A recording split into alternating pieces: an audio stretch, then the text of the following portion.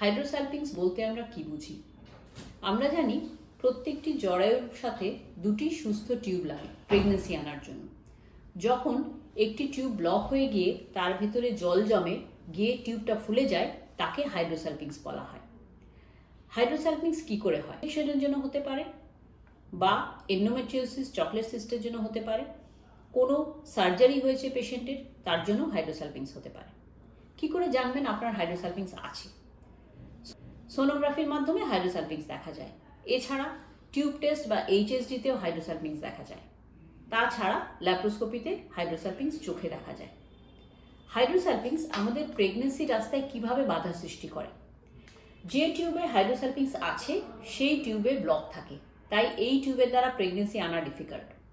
সেই ক্ষেত্রে অবশ্যই আপনার অন্য টিউব হেলদি আছে কিনা দেখুন এবং চিকিৎসার দ্বারা প্রেগন্যান্সি আনুন। কখনো কখনো দুটো টিউবেই হাইড্রোসালপিংস থাকে, সেই ক্ষেত্রে IVF এর দ্বারা প্রেগন্যান্সি আনতে হয়।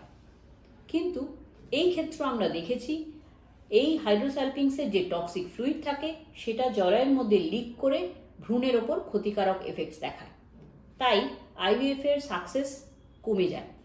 সুতরাং IVF এর ক্ষেত্রেও ভ্রূণ প্রতিস্থাপনের আগে আপনি হাইড্রোসালপিংসটা চিকিৎসা করুন।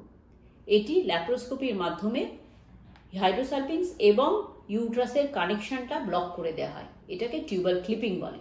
টিউবাল ক্লিপিং এর পরে আমাদের IVF এর ক্ষেত্রেও প্রেগন্যান্সি সাকসেস অনেক বেশি।